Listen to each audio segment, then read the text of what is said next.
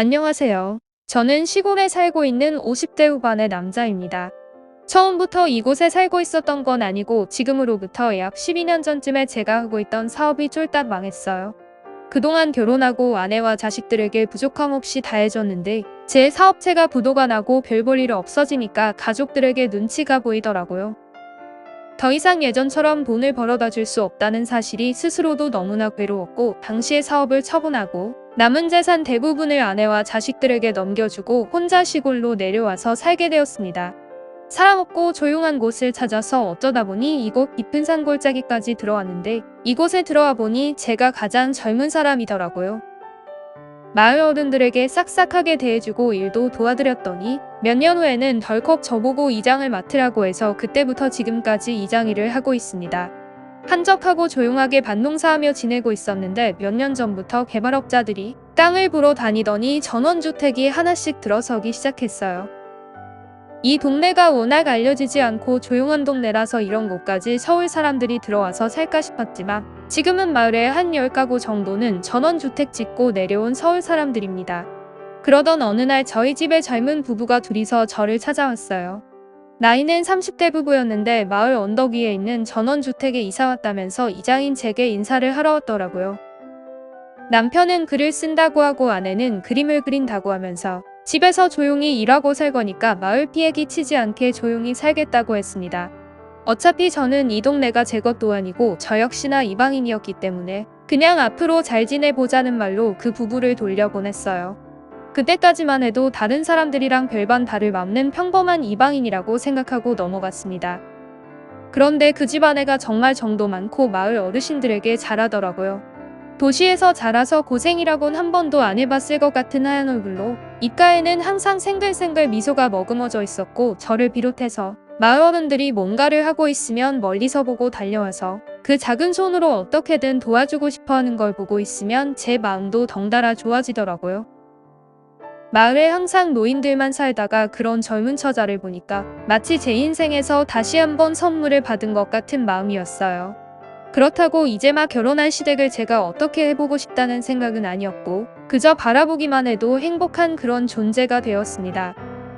그날 이후로는 오늘은 이쪽으로 안 지나가나 생각하면서 언덕 위에 새댁집만 쳐다보고 있었고 고구마나 감자 들고 올라가서 새댁에게 먹으라고 건네주면서 집안에 불 꺼진 현관등도 고쳐주고 못질도 한 번씩 해주었어요.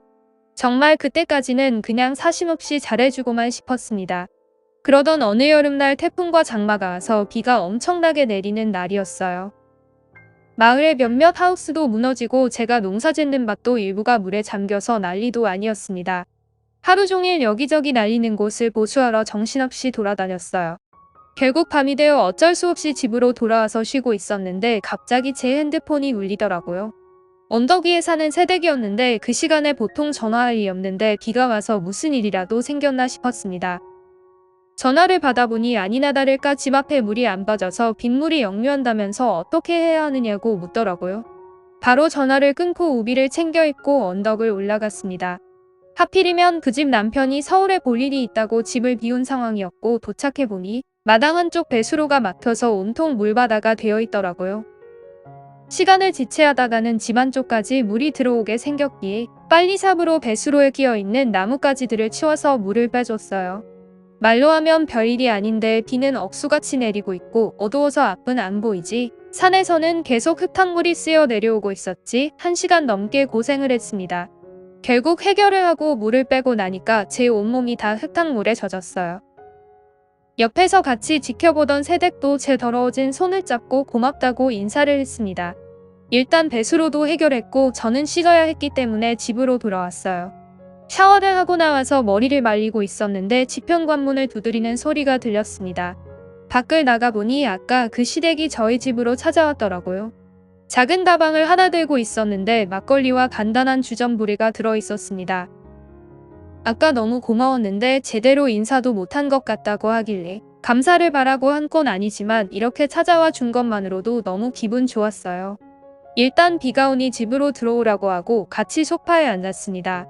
안 그래도 목이 타던 참이었는데 잘 됐다는 생각으로 막걸리를 한 잔 마셨고 새댁은 자기도 한 잔 마신다고 해서 둘이서 편하게 막걸리를 마셨습니다. 동네 이야기도 하면서 술을 마시다 보니 저보다 술이 약한 새댁이 먼저 얼굴이 빨갛게 달아올랐어요. 갑자기 저를 보면서 이렇게 혼자서 사시면 외롭지 않냐고 물어보길래 사실 좀 외로울 때도 있고 가족이 생각날 때도 있다고 했죠. 그러면서 제 과거 이야기를 쭉 해줬어요. 어떻게 하다가 지금에 이르게 된 건지 차근차근 제 이야기를 듣던 새댁은 제가 너무 불쌍하다며 눈물까지 흘리더라고요. 울지 말라고 눈물을 닦아줬는데 갑자기 그녀가 제게 달려와 안겼습니다. 너무나도 생각지 못했고 갑작스러운 일이라서 놀랐지만 일단 너무 슬퍼서 그런 거라 생각하고 등을 토닥이며 쓸어내려 주었어요. 몇 년 만에 여자를 품에 안은 건지 제가 다 긴장해서 심장이 두근거렸습니다. 제 품에 안겨있던 새댁은 이제 좀 진정시키고 떼어놓으려고 했더니 갑자기 눈을 감으며 제게 입을 맞추는 게 아니겠습니까? 너무 깜짝 놀라서 남편이 알면 어쩌려고 그러냐고 했더니 새댁이 말하기를 사실 남편이랑 별거한 지 일주일이 넘었다고 하더라고요. 도시에 있을 때는 자상하고 친절한 남편이 좋았는데 이곳에 내려와 보니 할 줄 아는 것도 아무것도 없고 남자다운 구석이 없어서 싫어졌답니다. 그런데 제가 언제든지 나타나서 무슨 어려운 일이든 다 해결해 주니까 그게 너무 좋았나 봐요. 나이 차이고 뭐고 상관없이 제가 좋다는데 이걸 마냥 좋아할 수만은 없는 일이었고 말없이 그녀를 안아주고 토닥거려줬어요. 새댁은 자기 이혼하고 이장님하고 살 거라고 하는데 그 순간 저도 머릿속에서 자제심이 사라지더라고요. 그녀의 입술에 제 입술을 가져다 댔고 그렇게 처음으로 진심이 느껴지게 키스를 하게 되었습니다. 동네 사람들이 다들 저를 손가락질하고 나쁜 놈이라고 할 수도 있습니다. 하지만 제 나이에 찾아온 마지막인 것 같은 이 사랑을 저도 어쩔 수가 없네요. 새댁은 지금 남편과 협의 이혼 소송 진행 중입니다. 모든 것이 정리되는 대로 저희 집으로 들어와 같이 살기로 했어요. 주변 눈도 있고 해서 결혼식을 올리지는 않을 생각이지만 우리 둘만 좋다는데 누가 뭐라든 아무 상관 없습니다.